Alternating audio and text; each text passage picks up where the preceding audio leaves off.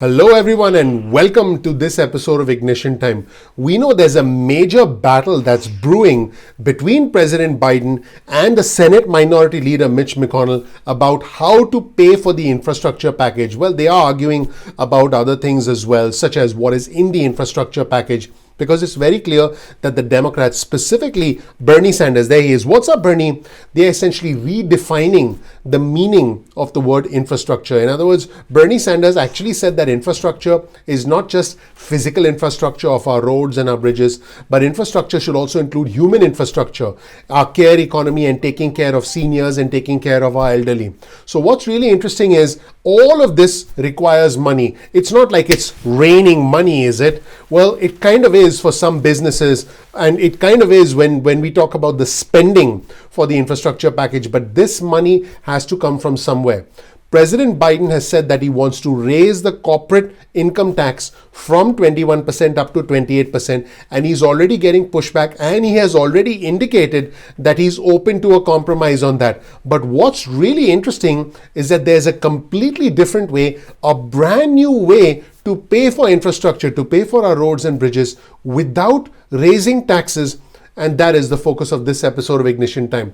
Welcome to our channel, everyone. If you're new to our channel, this right here is a little bit of information about me. Check out my introductory video. You'll learn about my journey, my rags to riches story, because I'm now able to live the American dream. And more importantly, I want to help you live the American dream. If you're new to our channel, please click like, please subscribe, please enable notifications. It just takes you a second of your time to do that, and it really helps out the YouTube algorithm. Let's start with this important article published by Bloomberg. There is another way to pay for infrastructure projects. Rather than raising taxes, America can finance our roads and our bridges by packaging and selling data on their usage. Think about this for a second. There are companies out there that will pay for how many cars are moving through bridges. What kind of cars are they? They'll pay for information like the speed limit. They'll pay for information like how fast are the cars going. And all of this represents data that can actually be sold by the government to companies that will in turn pay for that data and use that data for multiple reasons, including marketing and getting new customers. Think about that for a second. Now I'm going to quote from this article. By the way, you'll get a link to this excellent article in the description section below. Typically, governments use a combination of public and private financing instruments to pay for major infrastructure projects. The main public financing comes from municipal bonds and revolving loans and grants. The rest comes from private financing through partnerships between the government and private companies, and then their contracts with toll booth operators and other arrangements that the government strikes.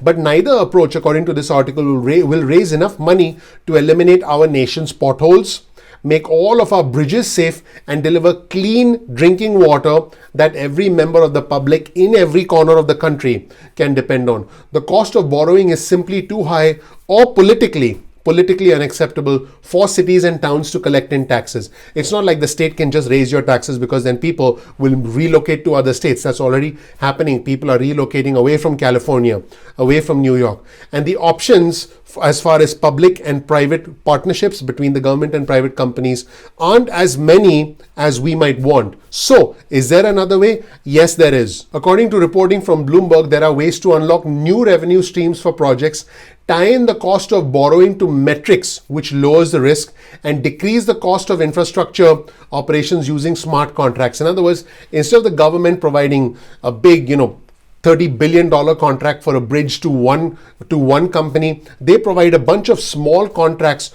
to companies that compete with each other for different parts of the project. Folks, this requires a lot more efficiency from the government. This requires a lot better management from the government. We don't know if that's something that we can really rely on, but there are ways to spend money intelligently, and there are ways to take data that essentially belongs to the US government. And by the way, I actually think it belongs to you and it belongs to me, but we're talking about the government essentially reselling our data. And in case that shocks you, I encourage you not to be shocked, because fundamentally your data is being used by Google, by Facebook, by Amazon. When you're on Amazon, Amazon has used your data to suggest products that you're likely to buy. You are on YouTube right now. Google has actually used your data, your previous history, watching videos on YouTube. By the way, I appreciate you being on this video on our channel. One more time, please click the subscribe button. That would mean a lot to me. That helps out the YouTube algorithm. But YouTube has used your behavior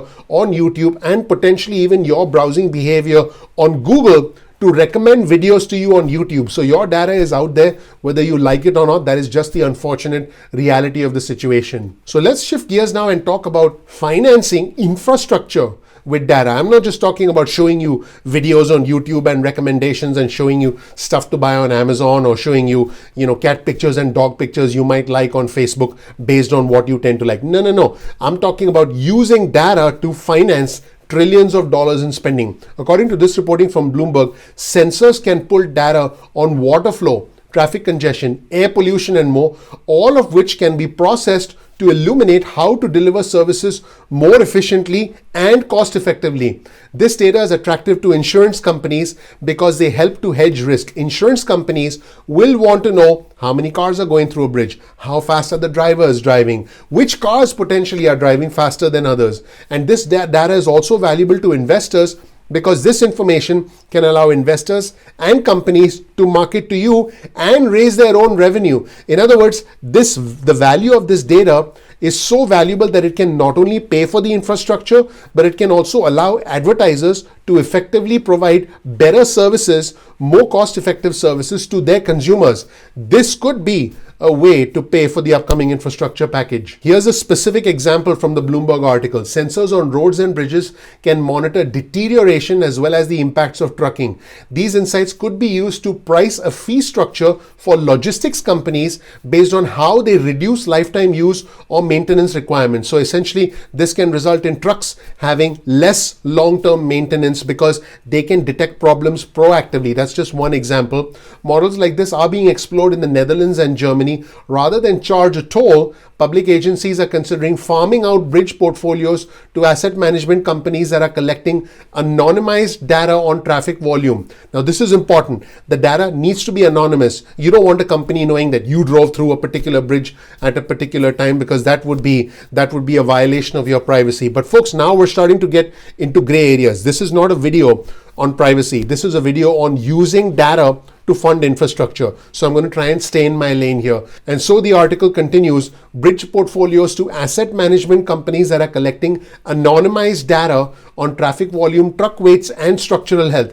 In turn, those companies can sell that data in derivative markets to material suppliers, insurance companies, marketing firms, and hedge fund investors. In other words, your data could make the rich richer while helping fund infrastructure which you use and I use on a daily basis. This is a fascinating new trade-off in what could be a solution, and I'm 100% certain that the Biden administration has had this proposal presented to them, but this is brand new territory and we don't even know whether this is something that can gain any traction. But it is a fascinating way to look at the mountains of money, the raining money that we need in order to pay for infrastructure. This is a very interesting argument from the author of this Bloomberg article. Here's another quote.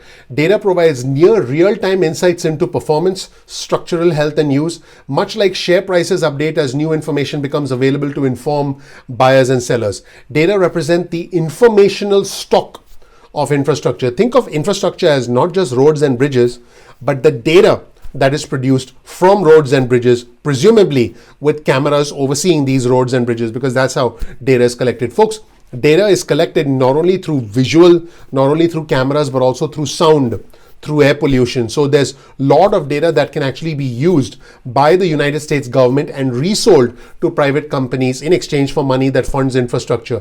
Data represents the informational stock of infrastructure, which allows for better pricing of its value and can improve liquidity of investments. And here's how the article ends. Instead of merely issuing new debt and saying, oh my God, let's get deeper into debt as a country, which by the way is quite significant. We are well over $25 trillion in debt at the time I'm recording this video. Instead of raising new taxes, let us look beyond the roads and the bridges, beyond the cement, beyond all the fiber optic cables that make up the physical infrastructure that we can see. Let us envision a world full of data. In fact, when you look at a road or a bridge, you look at something you have to essentially use or drive through. But other companies look at this and they see all these elements and they see numbers and they see graphs and they see charts based on the activity that is going on that physical infrastructure. And the article ends by saying this: let us view data as a new inheritance or windfall that can lift the nation's foundational systems towards a more resilient future. Let me know what you think of this in the comment section below. And by the way, I know many of our viewers and subscribers think that their data shouldn't go anywhere. I have news for you. There is a world in which your data remains yours and yours alone and is never used by any company. That world, that place is a special place called La La Land. Our data is already out there. This is more of macro data. This is macro data. This isn't data like the kind of car that you drive being publicly available to companies, or what's in your car, or what you're wearing and your social. This isn't that. This is macro data used by companies to make macro decisions to further target their advertising. And it does indeed hold a lot of promise. I know some of our viewers and subscribers might freak out about the use of their data, but unfortunately that ship has already sailed. Thank you so much for watching. I appreciate you. Please click the like button. Please subscribe. Please enable notifications. That would mean a lot to me personally. That helps out the YouTube algorithm. Thank you so much for watching. I'm looking forward to seeing you in the next episode of Ignition Time. Take care. Bye.